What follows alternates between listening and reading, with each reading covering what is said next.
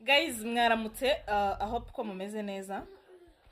Mwabonye iyi video iri trend.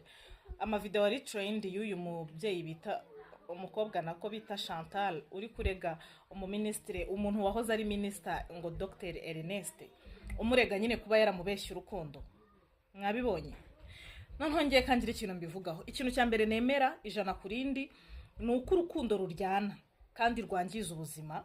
Birashoboka cyane ko ushobora gukunda umuntu ukamwimariramo, wenda watanabizi ko umukunda kuri urwo rwego, and then agashaka undi muntu we bikaba byakwangiza ubuzima. Ariko utirengagiza ko umuntu gushaka undi muntu ni amahitamo ye. Njye ni amahitamo ye, niko mbyumva. Ernest kuba atarashatse uriya mugore akaba yarashatse undi mugore, nzemeranyaho nawe 100%, kuko umuntu ashobora gukundana nawe ariko atakubonamo umugore. Ntago ariko abantu bose bafite ubushobozi bwo kuba abagore rega. Mujya na hari umuntu abyemere, ntago ariko mwese mufite impano zo kuba abagore b'abantu. Bamwe muri mwe muri amabandi, muri abo kuryoshya, muri abo kwigiraho gukundana.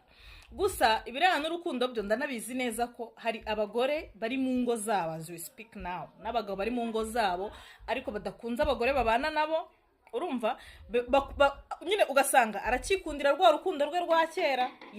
Hari n'umugore uri mu rugo ukikundira umusore bakundanye kera, cyase ubwo uwo musore yarabaye umugabo bakundanye kera. Niko urukundo rubaho, rumera bura gukunda ni rimwe, nibazigere bababeshya. Ibindi muba mubanyeho kubw'icyo umuntu yakurikiye ku wundi, cyako wenda arabonye umuntu wakunze yarikundiye undi muntu and ukavuga ati let me move on, kuko ubuzima bwanjye nanone ntago bwakwangirika ngo nuko nkunda uyu muntu. Rero wa muntu uzi nigeze gukunda ukaba warashatse, ndakurega.